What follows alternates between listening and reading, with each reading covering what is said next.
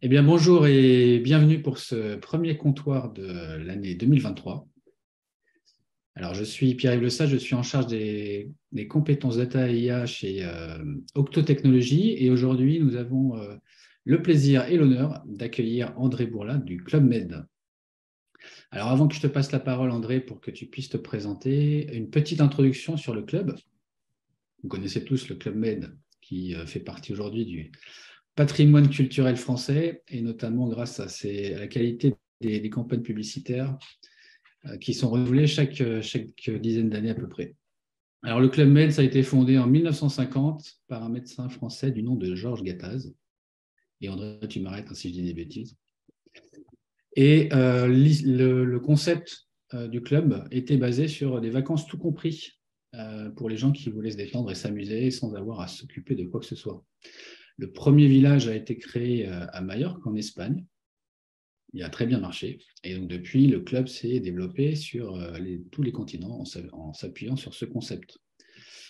Au club, il y a aussi une sorte de communauté qui se crée puisque les clients sont très fidèles et reviennent régulièrement avec leur famille et leurs amis et parfois même suivent les géos, les grands organisateurs qui sont les personnes au sein des clubs en charge de s'occuper de tout, du divertissement, des activités, des repas et jusqu'aux jeux de société. Alors, le club, en quelques chiffres, c'est une société qui est présente dans 26 pays à travers le monde. Il y a plus de 70 villages aujourd'hui. Et il y a environ 25 000 personnes qui sont employées au sein du club avec 6 000 grands organisateurs, 6 000 géos. Ils sont donc en charge de l'animation et du divertissement. Le chiffre d'affaires annuel du club, c'est autour de 1,8 milliard d'euros. Et donc, c'est une société aujourd'hui qui est en pleine réouverture de village suite à cette dernière période de Covid. Donc, on a travaillé ensemble pendant le Covid, justement, puisque ça a été l'occasion pour le club de réfléchir à la manière dont les données étaient utilisées et comment faire pour en tirer plus de valeur. Et donc, je vais passer la parole à André, qui va nous raconter un peu cette petite histoire, en commençant peut-être par te présenter, André. Tout à fait. Merci Pierre-Yves. Donc André Bourlin, je suis en charge à la fois de l'ensemble des données de nos clients, qu'on appelle GM, gentils membres. Je suis aussi en charge de la Data Factory et de l'innovation au sein du Club Med. Juste un tout petit rappel sur le Club Med. Comme disait Pierre-Yves, 70 villages, mais 70 villages très haut de gamme, all inclusive, sur les plus beaux sites du monde. Et ce que l'on souhaite, c'est de faire vivre une expérience client inoubliable et de se dire que quand le client il rentre de séjour, il se dise le Club Med, c'est vraiment formidable. Alors là, vous voyez, on parle de Smart Data.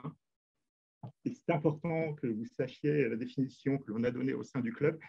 C'est que dans la data, on estime qu'il y a systématiquement une information donnée par nos clients. Et cette information, on doit la gérer au plus vite parce qu'elle peut impacter notre business. Et donc, tout est orienté là-dessus. C'est que la data, c'est systématiquement une information. Il faut absolument la comprendre et la gérer en temps réel. Alors, l'objectif, c'est de vous expliquer d'où on vient, comment on a démarré ce projet, qu'est-ce qui nous a décidé à faire cette fameuse transformation, vous dire après où nous en sommes aujourd'hui et quels seront finalement le futur et les différents use cases qu'on va développer grâce à ce gros projet Data Factory. Alors, comme vous le savez, comme disait Pierre-Yves, la situation en 2021 était très sombre, puisque l'ensemble des 70 villages a été fermé suite au Covid. Il n'y avait plus de transport, chaque pays avait sa propre politique. Et on a géré finalement que des annulations auprès de nos clients, on a fait du suivi, on a géré leurs avoirs, on a beaucoup dialogué avec eux. Mais on s'est retrouvé dans une situation où tous les projets étaient arrêtés. Des économies, on ne savait pas combien de temps ça allait durer. Et on s'est posé la question, on va peut-être profiter de cette opportunité pour réfléchir sur le futur, sur la data et sur tous les gros projets d'entreprise. Et donc, la Data Factory est un projet d'entreprise. De plus, on s'apercevait que nos talents, donc les jeunes qu'on venait d'embaucher, partaient puisqu'ils étaient en activité partielle. On n'avait pas de quoi les occuper. Et puis, comme ces talents fuyaient, on se disait il faut absolument que le Clomède soit aussi attractif pour nos géos, ceux qui travaillent en interne. Et donc, il faut développer des beaux projets. Et comme ça, on attire vraiment des bons clients. Donc, on a profité de cette opportunité pour préparer le futur. Et ça a été simple. On s'est posé des questions toutes simples. Qu'est-ce qu'on peut faire de l'ensemble des données que l'on a au niveau du Clomède, parce qu'on récoltait énormément de données. Et on avait fait un projet auparavant qu'on appelait le Data Lake, où on avait commencé à manipuler toutes ces données sur un environnement déjà GCP. Et on s'était dit, il y a certainement beaucoup plus d'opportunités à faire. Il faut qu'on soit prêt à redémarrer lorsqu'on va réouvrir nos clubs. Et il faut qu'on ait au moins une bonne vision de ce que l'on va faire toutes ces données, comment on va les utiliser, comment on va profiter de l'ensemble de cette information pour augmenter sur les ventes et faire bénéficier tous nos utilisateurs. Pour cela, il faut définir quelle est l'architecture et la technologie que l'on va choisir, et puis aussi en termes d'organisation, comment on peut se réorganiser pour pouvoir lancer vraiment ces gros projets. Ce qu'il faut savoir, c'est que la réussite de ce projet, elle ne peut se faire que si ce projet est un projet d'entreprise. Donc, au niveau de la direction, soit compris, comprennent l'utilité. La data, c'est assez complexe d'expliquer à la direction qu'est-ce qu'on peut faire de la donnée, comment on peut la manipuler et qu'elle serve au niveau du business. Il faut aussi que l'ensemble des acteurs qui vont participer plus ou moins loin sur ce projet soient onboardés au plus vite et qu'ils aient la bonne vision, qu'ils comprennent bien qu'un jour, ils vont peut-être être sollicités sur ce projet et que sans eux, on ne peut pas réussir. Donc, vous voyez, c'est un projet à la fois très vertical et très horizontal. Et donc, on a profité de cette opportunité pour préparer ce futur et répondre à toutes ces questions. Et en termes d'organisation, c'est important. Et on a eu un peu de temps. On a pu démarrer ce projet, faire appel à Octo.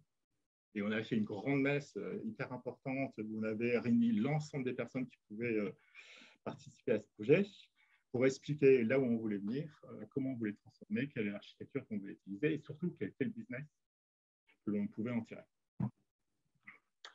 Alors, en fait, la vision, c'est une vision, vous voyez, à long terme de 3 ans, où on s'est dit, à partir du moment où on va avoir cette donnée, on va essayer d'être data driver et de mieux comprendre un petit peu la Customer Lifetime Value. La Customer Lifetime Value, c'est de comprendre quel est l'investissement que l'on fait sur chaque client et surtout quel est finalement le payback derrière. Parce qu'on investit énormément d'argent sur nos clients, rien que les achats médias sont assez conséquents.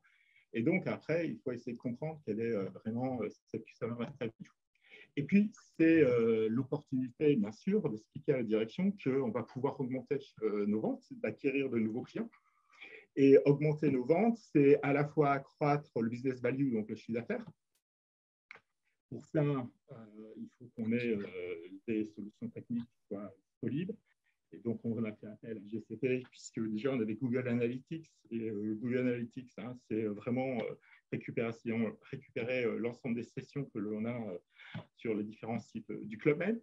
Et puis aussi, c'est de lancer cette culture très data, avec en plus un changement assez important en termes de suivi et de gestion de projet. On est vraiment passé sur une méthode agile qui était assez complexe pour des équipes très techniques, comme l'infra, les ingénieurs systèmes. Et donc, on les a embarqués aussi sur cette culture à la fois de la data et sur la culture, la gestion vraiment très agile en termes de projet. Pendant l'ensemble de cette période un peu Covid, on a fait tout ce travail, alors avec l'aide bien sûr d'Octo, avec aussi l'ensemble des personnes qui vont nous aider, donc à la fois le marketing, les forces de vente, les villages, etc., qui seront les premiers utilisateurs des futurs use cases. Alors, un projet Data Factory, c'est d'abord un projet un peu technique. Hein. Donc, d'abord, il faut créer le socle. Donc, on s'était dit, premier semestre 2022, au début janvier, on doit démarrer Data Factory fin juin. On se donne l'objectif de la finaliser. Semestre 2, c'est essayer qu'on donne à nos utilisateurs la possibilité d'exploiter cette donnée et d'être beaucoup plus autonomes sur l'utilisation de la donnée pour qu'ils puissent faire leurs analyses, leurs études ad hoc, et donc ce qu'on appelle la self-BI, et ce qu'on a démarré en S2 2022, de faire du business et donc de lancer un certain nombre de use cases, je vous présenterai. Et donc, ça a commencé en S2 2022, juste à la fin de la Factory. Et bien sûr, une organisation, comme je vous disais, très importante pour que derrière, on puisse répondre à l'ensemble de ces attentes, à la fois technique, business, use case, data science, organisation, conduite de changement. Et donc, cette organisation était assez importante. Et d'ailleurs, on a, comment dire, embauché une nouvelle personne, un CDO, pour nous aider à mettre en place cette nouvelle organisation. Ce qui est important, c'est que les plannings ont été tenus. C'était donné 6 mois avec Octo. Croyez-moi, c'était très ambitieux. Et au bout de 6 mois, on était live. Donc, on est excessivement fiers parce que ce sont des projets qui sont excessivement complexes. Et vous verrez que c'est très ambitieux. Et on y a vraiment réussi. On a lancé et bon, on a eu quelques petits soucis au niveau de lancement, mais on a refait un init. Et puis, depuis qu'on a refait un init, tout roule et tout fonctionne. Et franchement, je voulais en profiter pour remercier Octo et bien sûr toutes les équipes qui ont travaillé avec nous sur, en tout cas, ce démarrage en 6 mois qui est assez exceptionnel par rapport aux autres expériences et retours qu'on a au niveau des autres sociétés qui ont lancé des projets un peu similaires. Alors, c'est quoi la Data Factory? Alors voilà, c'est un zoom assez complexe. En fait, on a une database de DB2 chez nous, hein, qui est on-premise et sur lequel on a l'ensemble de nos bookings, de nos informations clients et toutes nos informations de paramétrage, les agences, les agents. On a énormément de choses. Et on s'est dit, toute cette information qui est mise à jour en temps réel dans nos systèmes, on veut récupérer chaque événement. Et via Kafka, on veut l'onboarder dans GCP.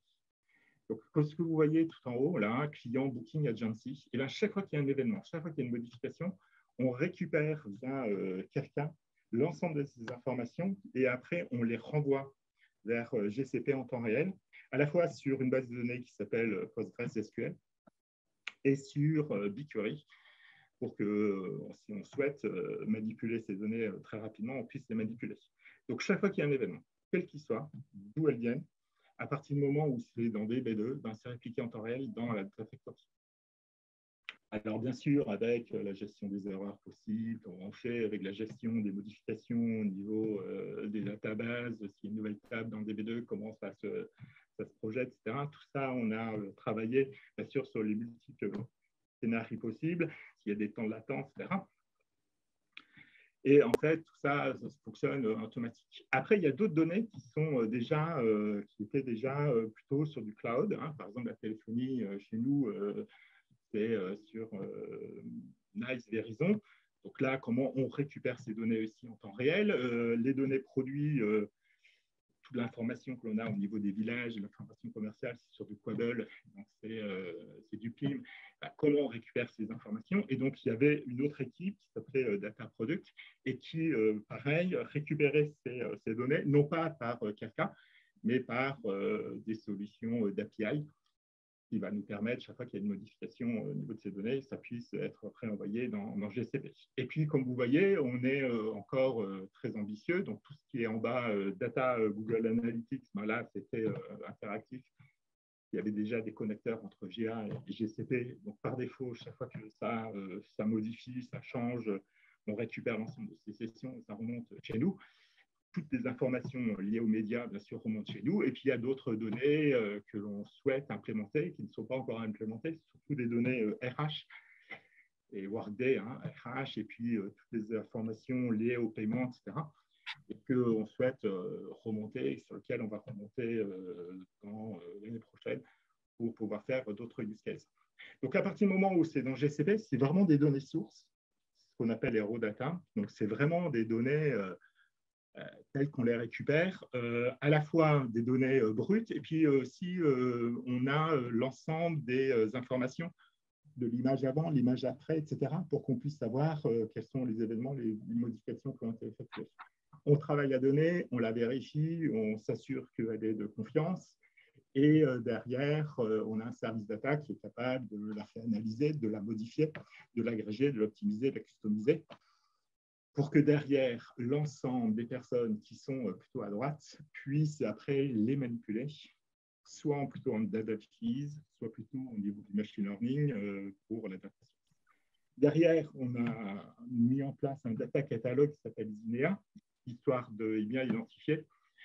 Ça me permet de mieux comprendre tout l'ensemble des règles de gestion qui manipulent ces données. Et puis, data lineage, comprendre que des fois, tel indicateur, ça provient de telle source combiné avec telle autre source. Donc, c'était très important puisqu'on avait pas mal de documentation, mais c'était plutôt dans des fichiers Word, dans des fichiers Excel. Et donc, on a voulu profiter de ce gros projet pour aussi mettre en place le data catalogue, cette découverte, l'ensemble des règles de gestion. Et croyez-moi, c'est des projets qui sont longs à mettre en place, parce que ça demande quand même beaucoup d'interventions. Ça demande aussi une nouvelle organisation que je vous expliquerai. Derrière, donc, data sharing, c'est plutôt que les personnes puissent faire la data vis, du self-BI et qu'ils puissent être autonomes, et du machine learning pour pouvoir lancer un certain nombre de use cases. Et je vous expliquerai tout à l'heure. Donc, voilà la structure. Alors, où nous en sommes aujourd'hui? Donc, je vous disais, début juin, fin juin, début juillet, on a démarré l'alimentation de cette data factory. Ça veut dire qu'on a initialisé 2 milliards d'informations. C'est assez énorme, vous voyez, 75 Tera de données, 2 milliards d'informations. Tous les jours, on alimente à peu près dans cette data factory 5 millions de données qui se mettent en temps réel à jour. C'est quand même 350 tables qui viennent de DB2, donc c'est assez conséquent. 25 tables qui viennent d'autres sources d'applications. Et donc, c'est 8 domaines bien différents. Donc, c'est à la fois des données du client, de CRM, des données liées à l'interaction, des bookings, des activités, les produits, les réseaux, les appels téléphoniques, les resorts. Et vous voyez, c'est même pas à jour, puisqu'on est déjà à 12 data domaines aujourd'hui. Derrière, on s'est dit, c'est bien beau d'alimenter, etc., mais est-ce que finalement ça répond à notre objectif? Et on s'est dit, il faut absolument en parallèle démarrer une application pilote avec un souci, c'est que ça puisse aller chercher une information qui a été travaillée via un petit modèle de data science, et telle sorte que ça ne doit pas pénaliser l'affichage du site. L'objectif, c'était de pouvoir rapidement envoyer une information en disant, là, la personne qui se connecte, on est capable de dire c'est plutôt une prédiction, c'est un couple, c'est une prédiction enfant, et en fonction de cette information, il faut que tu affiches tout de suite, au moment où l'application ClubMed s'affiche pour le client, une photo famille, si c'est une famille, une photo couple, si c'est une photo couple. Donc, c'était l'objectif, et l'objectif vraiment très technique, non pas trop business, mais très technique. Il faut qu'il n'y ait pas de temps de latence et que ça fonctionne correctement. Bien sûr, avec tout sur cette problématique de RGPD, donc pour moi, pour nous, c'est excessivement important que le RGPD soit bien sûr respecté. Et donc, tout user qui souhaite accéder à la Factory, il faut qu'il soit connu, il faut qu'il soit autorisé, etc. Il faut qu'il puisse se loguer via le SSO, via le LDAP, et donc c'est excessivement important. Et donc, le RSSI et le DPO, bien sûr, étaient autorisés. Et puis après, une fois qu'il est autorisé, quelles sont les données, les domaines qui puissent y accéder, puisqu'on ne va pas donner les autorisations à tout le monde, par exemple, de manipuler les données RH qui sont excessivement sensibles, ou des données clients qui sont excessivement confidentielles, à toutes les personnes si elles n'en ont pas besoin, et tout ça via cette sécurité. Et donc, très RGPD. Ça, c'est donc cette fameuse application pilote. C'est simplement vous montrer un petit peu ce que l'on faisait. Donc, chaque client, alors il est connu ou pas connu, donc s'il va uniquement sur notre site, on sait qu'il navigue sur le site, et en fonction de ce qu'il fait sur le site, on voulait pouvoir déterminer rapidement un score de prédiction. Est-ce qu'il est plutôt couple? Est-ce qu'il va sur des pages qui sont plutôt très dédiées des activités couples, ou alors des pages plutôt enfants, et donc par défaut, on se dit c'est certainement enfant. Et quand ils se reconnectent la deuxième fois, eh ben, on est capable de solliciter la Data Factory, de récupérer cette information en disant ben voilà, c'est le couple, etc. Et via une API, de renvoyer cette information pour qu'au niveau de notre site, on puisse afficher à la fois, on souhaitait sur la home, mais aussi sur d'autres pages, l'ensemble des informations.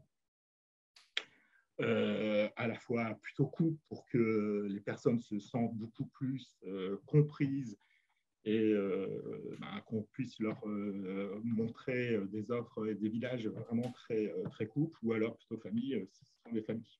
Voilà. Toujours avec ce temps de latence qui était prévu à 200 millisecondes et en fait, on s'aperçoit qu'on répond à 150 millisecondes.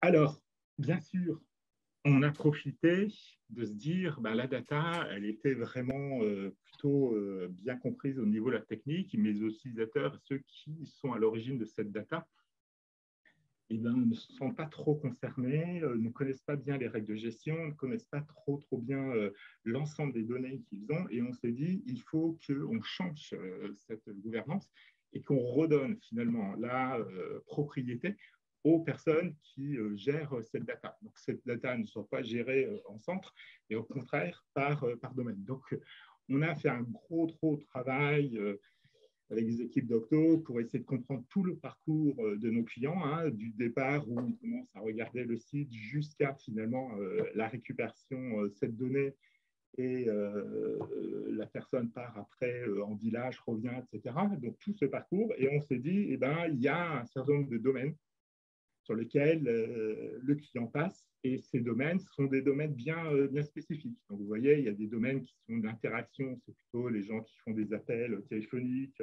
Il y a des domaines qui sont plutôt liés au niveau du booking. C'est là où on commence à faire des projets de voyage, des options de devis, bien sûr des bookings, etc. Il y a un domaine très client où alors on a tout l'ensemble des informations clients, etc. Et donc on a découpé ces tâches et on s'est dit, il faut absolument que chaque domaine soit récupéré et qu'il y ait un data owner, un data product owner qui soit identifié, que cette data product owner qui soit à l'origine de cette data, qu'il puisse comprendre déjà ce qu'il y a, ce qui existe, et puis qu'il puisse être à l'origine même de l'ensemble des KPI autour de son domaine.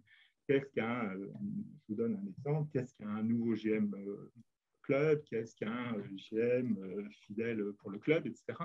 Et donc, on a voulu redonner finalement ce pouvoir à nos utilisateurs, alors que c'était plutôt centralisé. Donc, c'est très important. Et alors, croyez-moi, ce n'est pas aussi simple que ça.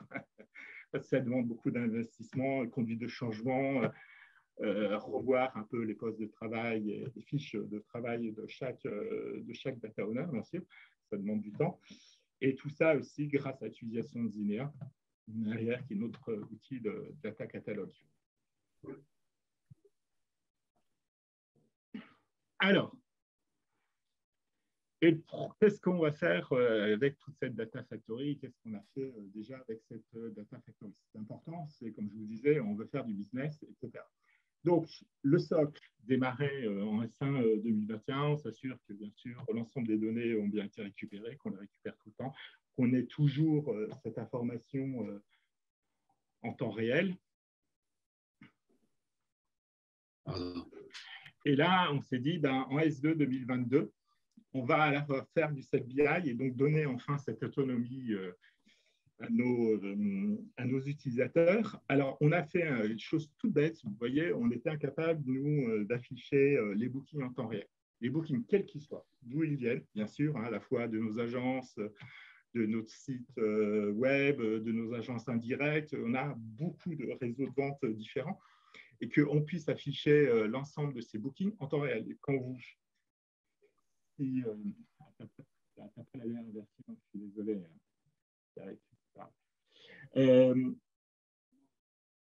C'est important pour nous parce qu'on fait des ouvertures de vente et lorsqu'on fait des ouvertures de vente, on a toujours cette volonté de comprendre si ça fonctionne, si toutes les agences opérationnelles, si tous les pays sont opérationnels. Et là, grâce à la Data Factory, on est capable d'afficher voilà, en temps réel l'ensemble des bookings et donc très suivi, vous imaginez bien, par l'ensemble de la direction, les DAF, etc., les pays, même les agences, pour comprendre, ils seront une petite lutte entre chaque agence, pour comprendre voilà, combien ils font de ventes et combien ça génère de BV, de business value, donc de chiffre d'affaires pour nous.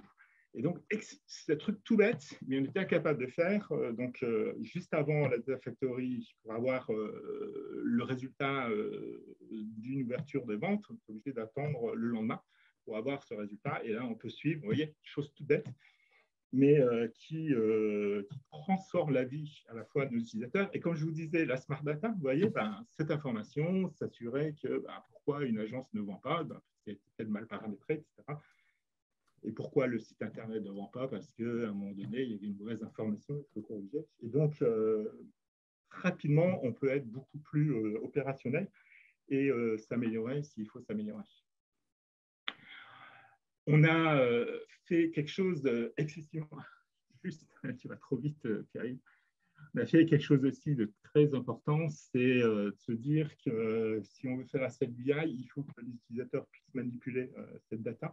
Et donc, on leur a mis en place toute une solution via Dataform où ils peuvent faire via du BigQuery, faire un certain nombre de requêtes qui créent des nouvelles tables, et à partir de nouvelles tables, ils requêtent, etc., créent des nouvelles tables, etc., jusqu'à une table finale sur lequel après ils pourront faire du Data Studio qui s'appelle Looker Studio. Et donc, on leur a mis en place toute cette possibilité. Et donc, là, ils sont totalement autonomes. Ils utilisaient avant ça une solution qu'on souhaite bien sûr s'en séparer. Et à partir du moment où ils ont cette possibilité via Dataform, ils sont totalement opérationnels.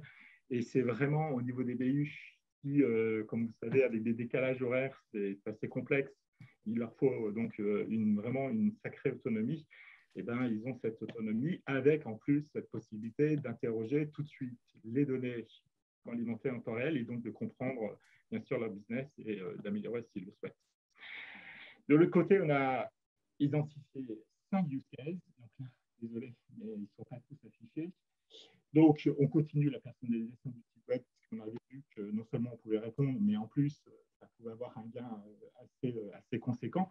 Donc, on ne va pas s'arrêter uniquement sur est-ce que c'est un couple ou une famille, mais on va se poser la question, est-ce qu'il ne faut pas afficher uniquement, par exemple, des hébergements suite si on sait que le client est très appétant à prendre une suite tout de suite, et donc on lui affiche voilà, sa suite.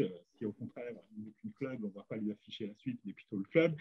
Si on sait qu'il est plutôt orienté vers de la montagne et non vers du soleil, on va plutôt lui afficher des villages montagnes. Si on va faire un mix finalement de toutes ces informations, si on sait que voilà, il est très accro à faire ça, on lui afficher au niveau de sa vente un spa. Et si au contraire, on sait qu'il considère que c'est plus haut inclusif et qu'il n'y a pas d'achat de services complémentaires, et on va aller tout de suite au niveau du paiement. Et donc, on va gagner, ça va fluidifier le site. Alors qu'aujourd'hui, on propose tout parce qu'on ne connaît pas suffisamment bien nos clients. Et de peur de perdre finalement voilà, un service, une vente, etc., il devient complexe. Et donc là, on souhaite que le site soit, site de vente sur notre application, soit vraiment très simple et très orienté, très personnalisé au niveau du client. On avait mis en place un list scoring qui est un moyen de définir la prédiction d'achat de nos clients. Est-ce qu'il est déjà à fort potentiel pour un achat, donc il va acheter bientôt ou pas bientôt, quand est-ce qu'il va acheter, donc on est capable de définir où est-ce qu'il va acheter, et puis surtout sa ligne de produits, voire même son resort. Donc être capable de se dire ce client est à fort potentiel d'achat dans tel resort pour telle date de départ. Et ça, c'est, comment dire, un score qui a été challengé via une société qui s'appelle Timely Cruise, qui est quand même leader dans ce genre de projet. Et on a essayé de faire des campagnes marketing pour voir si, en utilisant le score issus de notre scoring et par rapport au score issu par Candy Cruise, si on était tout aussi performant. Et on s'est aperçu qu'on était tout aussi performant. Et donc, ce score, maintenant, va être déployé sur l'ensemble des forces de vente, sur le CRM, etc., pour que derrière, bien sûr, nos applications, pour que derrière, ils puissent les utiliser et bien sûr, améliorer la personnalisation. On a fait 3 autres use cases. Un use case qui est plutôt l'omnicanalité. Donc, en 2023, on voudra lancer l'attribution-contribution. Et donc, l'omnicanalité, c'est déjà la contribution. Par où passent nos clients et quel est vraiment tout son parcours avant finalement une vente. Et croyez-moi, comme je vous disais, il y a énormément de contacts, d'interactions. Et donc, l'objectif, c'est déjà de définir les différents parcours, les parcours qui sont gagnants, les parcours qui sont perdants, comment un parcours perdant peut redevenir gagnant et quelles pourraient être les interactions qu'on doit faire pour qu'il devienne gagnant. Et puis après, on voudra lancer l'attribution. Comme on génère énormément de coûts, et le fameux Customer Lifetime Value, c'est un des projets aussi qu'on a lancé, il faut qu'on puisse se dire, est-ce que l'attribution de nos coûts se justifie? Est-ce qu'il faut peut-être mettre plus de coûts sur telle ou telle interaction, moins sur d'autres, etc. Et donc, tout ça, ce sont des gros projets et seule la Data Factory pouvait nous le permettre. On a ici profité, on a lancé un use case sur nos appels téléphoniques, nos appels entrants, et essayer de comprendre la typologie de nos appels et de comprendre pourquoi il y avait beaucoup d'appels, mais qui n'étaient pas dédiés uniquement à la vente. Et comme vous savez, si ce n'est pas dédié à la vente, ça a un impact sur le business. Pendant ce temps, il peut y avoir des clients qui appellent, mais toutes les lignes sont occupées et du coup, il est obligé d'attendre, c'est un peu ballot. Ça peut impacter le client parce que quand le client essaie d'appeler pour refaire une vente et qu'il voit que c'est occupé, il peut se dire je vais faire ailleurs, je vais voir comment ça se passe ailleurs, et puis voilà, il loupe une vente. Et puis c'est aussi gênant pour le vendeur, puisque le vendeur, il est rémunéré sur les ventes, et donc s'il répond plutôt à de l'information, on se dit, perd son temps, surtout qu'il peut y avoir des personnes en agence devant lui qui arrivent, etc. Et donc, on s'est dit, on va essayer de comprendre cette typologie et si on sait qu'il y a beaucoup de demandes d'information, comprendre quelles sont les demandes d'information et voir si on peut optimiser à la fois peut-être notre produit, nos CGV, etc. Mieux comprendre pour que derrière, il y ait plus d'appels qui sont dédiés à la vente et moins d'appels sur l'information. Et puis, le quatrième, c'est l'information c'est la connexion entre GCP et GMP, Google Marketing Platform, comment optimiser nos achats médias, parce que les achats médias sont excessivement conséquents. Et comme vous savez, j'imagine, vous avez dû aller sur le site du Club Med, et puis à un moment donné, vous avez des pubs. On s'est dit, ça ne sert à rien de lancer une pub sur Club Med à partir du moment où on sait qu'un client a fait un achat offline. Ce serait dommage de continuer à lui lancer une pub, voire une promotion, alors qu'il a acheté peut-être une semaine avant en agence sur un village qui, cette fois-ci, est en promotion. Et donc, ça optimise. Et puis, derrière, comment dire, ça ne rend pas le client mécontent. Mieux essayer, par exemple, sur des V360, d'afficher et de lancer des vidéos qui correspondent finalement à l'attente du client. Donc, à partir du moment où on arrive à connecter, croyez-moi, c'est assez complexe, et à comprendre qui est derrière le client derrière son écran, si c'est un client qui est plutôt cool, famille, orienté vers la montagne ou du soleil en hiver, qu'on lui envoie une vidéo sur le soleil en hiver, plutôt que de la montagne, etc. Et donc, vous voyez, optimisation du coût de nos coûts médias et en même temps, toujours avec cette problématique d'avoir du business derrière. Et donc, plusieurs mini-more use cases dans l'avenir. En 2023, on doit se donner des objectifs très, très conséquents pour que derrière, bien sûr, on gagne du ROI, du business et qu'on obtienne et qu'on atteigne nos objectifs. Donc ça, c'est la nouvelle organisation qu'on a mis en place. Donc, Siddhartha est arrivé au milieu du projet au niveau de la Data Factory. Et donc, vous voyez, il y a 4 équipes bien distinctes. Il y a une équipe plutôt Sell BI, Sell Services, DataOps, occupée par Jean-Yves. Donc, comment on peut comment dire, visualiser la data et qu'elle soit plutôt visualisable. On était sur du ClickView, demain, on va plutôt aller sur du Power BI. Donc là, on fait beaucoup de Data Studio, Looker Studio maintenant. Donc ça, c'est son équipe. Moi, je ne me présente plus. Il y a Charline qui est avec nous, mais qui est plutôt orientée sur la data science et donc, bien sûr, l'intelligence artificielle, donc création de modèles, d'appétence. Et donc là, plusieurs modèles ont été lancés. Donc le modèle Customer Lifetime Value, il faut qu'on puisse, au niveau de l'e-scoring, continuer à améliorer ce e-scoring parce qu'il y a plein d'autres demandes. Des gens qui souhaitent savoir s'il y a des prédictions sur Exclusive Collection, qui est une marque très haut de gamme au niveau du club. On veut lancer rapidement le projet qui s'appelle Pubsell, la prédictif d'Upsell en village, donc donner aux chefs de village et aux chefs de service quelles seraient les personnes qui auraient un fort potentiel d'achat et quel type d'achat qu'ils pourraient faire, et même donner des objectifs très conséquents aux chefs de village en disant, ben voilà, cette semaine, tu as 600 clients et sur 600 clients, tu as 1 million à faire parce qu'on a estimé que voilà, il y aura tant dans la boutique, tant au spa, tant au niveau excursion, etc. Et donc, leur faciliter au niveau de la connaissance client pour dire, voilà, ce client, ben, il faut que tu ailles le voir parce que lui, il va acheter, alors que celui-là, tu le laisses tranquille, il ne veut rien acheter. Et tu laisses vivre des vacances formidables. Et Edith, qui est plutôt dans l'adoption et le conduit de changement, parce que ça demande, vous voyez, de l'accompagnement, de la compréhension. Et donc, il y a deux personnes qui sont vraiment à la fois en amont des projets et surtout à la fin en aval des projets pour pouvoir s'assurer que les projets soient compris. Et si ce n'est pas le cas, comment on peut les aider, etc. Merci en tout cas pour cette présentation très, très riche. Voilà, écoutez, je vous remercie. J'ai une autre réunion à 10h. Merci à nous. En tout cas, si vous souhaitez venir regarder comment ça fonctionne de vos propres yeux, n'hésitez pas à solliciter Octo et puis on prendra rendez-vous si vraiment vous avez des projets un peu similaires et si on peut vous accompagner et vous donner voilà, quelques infos supplémentaires.